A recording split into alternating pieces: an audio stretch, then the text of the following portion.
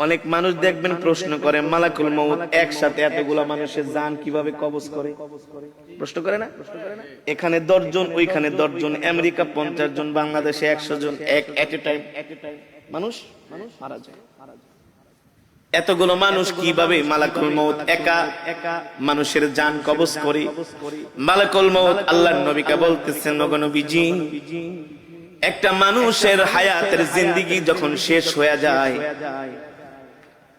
আল্লাহ তাআলার আরশে আজিমে একটা গাছ আছে, ওই গাছের সাথে এক পাতা আছে, প্রত্যেকটা পাতায় পাতায় এক একটা মানুষের হায়াতের জিন্দেগি লেখা থাকে। যখন তার হায়াতের জিন্দেগির শেষ হয়ে যায়, 40 দিন বাকি থাকে,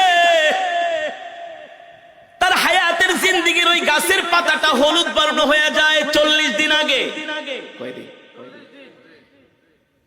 ওই বান্দাকে যে ফেরেশতার মাধ্যমে রিজিক দেওয়া হয়, ওই রিজিকওয়ালা ফেরেশতা 40 দিন আগে আয়েশা বইলা যায়, আল্লাহ তোমাকে 40 বছরের 50 বছরের জিন্দেগি দিয়া দুনিয়াতে পাঠাইছে, তোমার জন্য আল্লাহ যতটুকু রিজিক নির্ধারণ করছে, তোমার রিজিক খাওয়া শেষ, আর মাত্র 40 দিনের রিজিক বাকি আছে।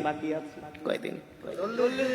আবার যখন এইভাবে করে একদিন, 2 দিন, 3 দিন যেতে থাকে, প্রত্যেকদিন ফেরেশতা আয়েশা তার মাথার সামনে বৈশা বলে, শোনো শোনো, তোমার বাকি আছে আর 38 দিন, 37 দিন, 36 দিন। দেখেন আমার সাথে আপনাদের কথাগুলো মিলে কিনা? যখন একটা মানুষ ইন্তেকাল করবে, তার 40 দিন আগেই দেখবেন তার কথাবার্তা সবকিছু একটা পরিবর্তন চলে আসে, খাওয়া দাওয়ায় পরিবর্তন চলে আসে, খেতে পারে না। যে মানুষ আধা কেজি চাউলের ভাত খায়, 1 কেজি চাউলের ভাত খায়, আধা কেজি গরুর গোশত, 1 কেজি গরুর গোশত খেয়ে ফেলে, ওই মানুষ দেখবেন 1 মুঠা ভাতও খেতে পারে না। তার সামনে খাবার দিলে আর খাবার ভালো লাগে না। যে মানুষ 1-2 গ্লাস দুধ খেয়ে ফেলতো, সেই মানুষকে চামিচ দিয়ে দুধ খাওয়ানো হয়।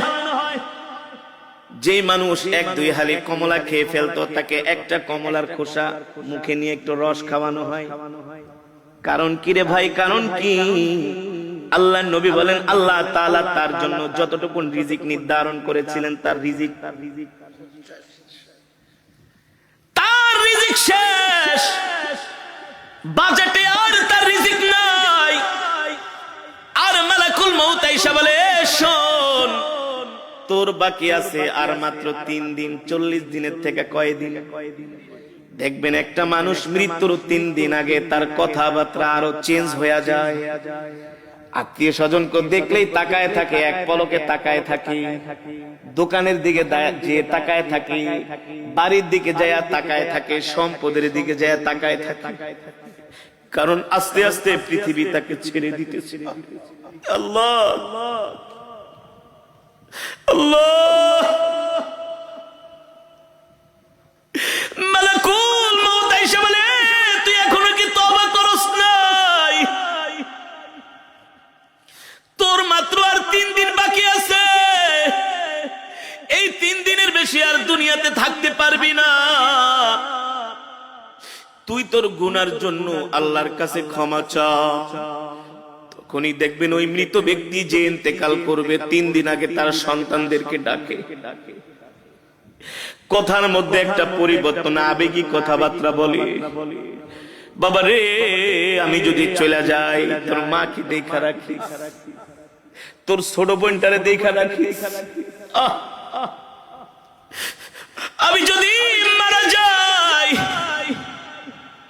আমার ছোট ছেলেটারে তোরা কষ্ট দিস না। বলে কি বলে না? আস্তে আস্তে করে একটা পরিবর্তন চলে আসে, তার একেবারে খাওয়া দাওয়া বন্ধ হয়ে যায়। শরীরের নার্ভ গুলো, শরীরের পার্টস গুলো আর আগের মতো কাজ করে না। কারণ সে মৃত্যুর জন্য তৈয়ার হচ্ছে। যখন তার হায়াতের জিন্দেগির পাতাটা একেবারে হলুদ বর্ণ হয়ে যায়, আর মালাকুল মউত আয়েশা তার সামনে হাজির হয়ে যায়। যদি নেককার হয়, স্ত্রীকে বলে, আমাকে কালেমা শরীফের তালকিন দাও।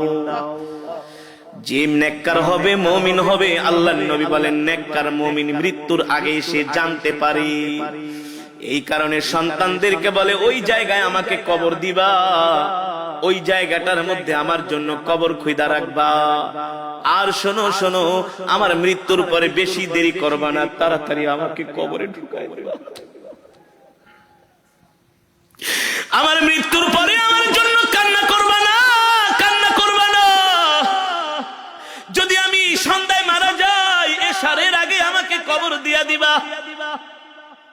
এভাবে নসিহত করে, নসিহত ওসিয়ত করে। কারণ কি? কারণ কি? আল্লাহ নবী সরকারে দো আলম বলেন, নেককার ব্যক্তির মৃত্যুর আগে সে সব জানতে পারে, সব দেখতে পায়। এ কারণে একজন জান্নাতি মানুষ সব সময় মৃত্যুর জন্য তৈয়ার থাকে, প্রস্তুত থাকে। ঠিক কিনা বলেন?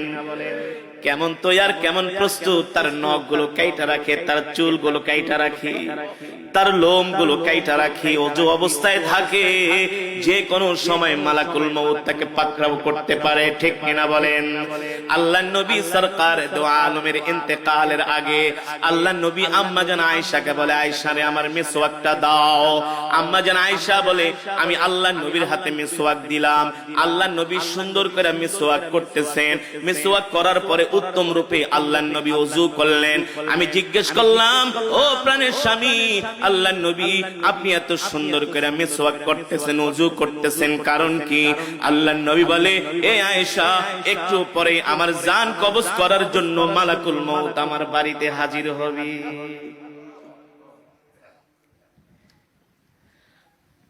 মৃত্যু এমন একটা কঠিন বিষয়, আল্লাহ তাআলা বলে এই মৃত্যু থেকে কেউ বাঁচতে পারে নাই, তোরাও বাঁচতে পারবি না রে বান্দা। এবার আল্লাহর নবী জিজ্ঞেস করে, মালাকুল মউত, আপনি এতগুলো মানুষের জান কিভাবে কবজ করেন? মালাকুল মউত বলে, গো আল্লাহর নবী, আপনার সামনে যদি একটা পেয়ালা থাকে, আর ওই পেয়ালার মধ্যে যদি হাজার হাজার পিঁপড়া থাকে, আপনি চাইলে একটা পিঁপড়াও মারতে পারবেন, চাইলে 100 পিঁপড়াও একসাথে মারতে পারবেন। পারবেন না? মালাকুল মউত বলে, সবার চেহারা আমার সামনে উপস্থিত থাকে। যখন তার হায়াতের জিন্দেগীর পাতাটা যখন হলুদ বর্ণ হয়ে যায়, আমি মালাকুল মউত তাকে আস্তে আস্তে করে সতর্ক করি। দিন যায় রাত যায়, আমি তাকে সতর্ক করি। যখন তার একেবারে হায়াতের জিন্দেগীর পাতাটা আস্তে করে জমিন থেকে, আস্তে করে গাছ থেকে খসে জমিনের দিকে আসে, তখন আমি মালাকুল মউত তার জান কবজ করার জন্য তার বাড়িতে হাজির হই। হইতে পারে সেটা দুপুর বেলা, হতে পারে সেটা রাত 3টা 5 মিনিট। ঠিক কিনা বলেন? অনেক মানুষ দুপুরে মারা যায় না? দুপুর 2টা বাজে মারা যায়। আমরা মনে মনে বলি, আহ, লোকটা দুপুরের খাওয়ানো খাইতে পারলো না। আরে আল্লাহ চাইলে তো তাকে দুপুরের খাবারটা খাওয়াই মরণ দিতে পারতেন। ঠিক কিনা বলেন? আল্লাহ বলেন, না না না, ইদা জা আজালুহুম লা ইস্তাখিরুনা সাআতাও ওয়া লা ইস্তাকদিমুন। আমি আল্লাহ প্রত্যেকটা মানুষের হায়াতের জিন্দেগীর একটা সময় নির্ধারণ করছি। এ বান্দা, তোমার মৃত্যু 1 মিনিট আগেও হবে না, তোমার মৃত্যু 1 মিনিট পরেও হবে না। আমি আল্লাহ যখন নির্ধারণ করছি তখনই তোমার কেবল মৃত্যু হবে। ঠিক কিনা বলেন? এবার সাহাবীরা মৃত্যুর যন্ত্রণার কথা শুনে তারা কান্না করা শুরু করে দিলেন। আল্লাহর নবী বলে, সাহাবীরা তোমরা কান্না করো না, তোমাদের জন্য সুসংবাদ হলো, যারা মুমিন হবে, যারা জান্নাতি হবে, তাদের জান কবজ করার জন্য আল্লাহ তাআলা জান্নাত থেকে একটা সাদা রুমাল পাঠাবে। জোরে বলেন সুবহানাল্লাহ। আল্লাহ তাআলা জান্নাত থেকে একটা খুশবু দিয়া দিবে মালাকুল মউত কি, এ মালাকুল মউত যা এই সাদা রুমাল আর খুশবুটা নিয়ে আমার বান্দার সামনে হাজির হ। তাফসীরের মধ্যে এসেছে, মালাকুল মউত জান্নাতের মধ্যে রাইয়ান নামক একটা সুগন্ধি আছে। নাম কি? এই সুগন্ধি আর একটা সাদা রুমাল নিয়া, যিনি নেককার বান্দা, আল্লাহওয়ালা বান্দা, যিনি কোনোদিন গুনাহ করে নাই, আল্লাহ তাআলার সাথে নাফরমানি করে নাই, মানুষের হক মেরে খায় নাই, মানুষকে কষ্ট দেয় নাই, আল্লাহ তাআলার হুকুম মেনেছে, আল্লাহ তাআলার বিধান মেনেছে, মালাকুল মউত সাদা একটা রুমাল নিয়া জান্নাতের খুশবুর একটা বিশাল একটা খুশবু নিয়া ওই মালাকুল মউত আইসা মৃত্যু ব্যক্তির সামনে হাজির হবে আর বলবে, ইয়া আইয়াতুহান নাফসুল মুতমাইন্না ইরজিই ইলা রাব্বিকি রাদিয়াতাম মারদিয়া ফাদখুলি ফি ইবাদি ওয়াদখুলি জান্নাতি। আল্লাহ ডাক দিয়া বলে, এ প্রশান্ত আত্মা, এ নেককার আত্মা, এ জান্নাতি আত্মা, তুই বের হয়ে আয়, বের হয়ে আয়। আল্লাহর নবী বলেন, ওই সময় একজন নেককার বান্দার সামনে আল্লাহ তাআলা জান্নাতের দরজাটা খুলে দেন। সুবহানাল্লাহ বলেন। ছোট বাচ্চাদেরকে ইনজেকশন দেওয়ার সময় কান্না করে, ওদের সামনে একটা খেলনা ধরেন, কি কার্টুন দেখান, ওদেরকে হাসি দিয়া ওদেরকে মন ভালো করার চেষ্টা করেন, বলেন যে একটু পরেই তোমাকে একটা আইসক্রিম কিনা দিব, একটা চকলেট কিনা দিব, এই যে দেখো তোমার জন্য কত সুন্দর একটা খেলনা কিনছি। এই কথা বলার সাথে সাথে তার শরীরে ইনজেকশনটা ঢুকায় দিবেন, দেখবে সে তত ব্যথাও পাবে না, চিৎকারও করবে না। যারা নেককার বান্দা হবে, আল্লাহ তাআলা সাদা রুমালের মধ্যে মালাকুল মউতকে বলবে, জান্নাতের খুশবু লাগায় দাও, আর খুশবু লাগায় দিয়ে আমার বান্দার নাকের সামনে রুমালটা ধরো আর জান্নাতের দরজাটা খুলে দাও। এবার নেককার বান্দা দেখবে আল্লাহ তাআলা তার জন্য এত সুন্দর জান্নাত বানাইছি, যেই জান্নাতের মধ্যে হুর গেলমান তার জন্য অপেক্ষা করতেছে। 10 দুনিয়ার সমান একটা জান্নাত, জান্নাতের বাগ বাগিচা, কার্পেট, গাছপালা, জান্নাতের নিয়ামত, আসবাবপত্রগুলো দেখে হাসতে থাকবে। সুবহানাল্লাহ। কারণ রূহ যাইতে দেরি, জান্নাতে যাইতে দেরি নাই। তো এই মৃত্যুর সময় কেউ কি কান্না করে নাকি? কেউ কি হতাশ হয় নাকি?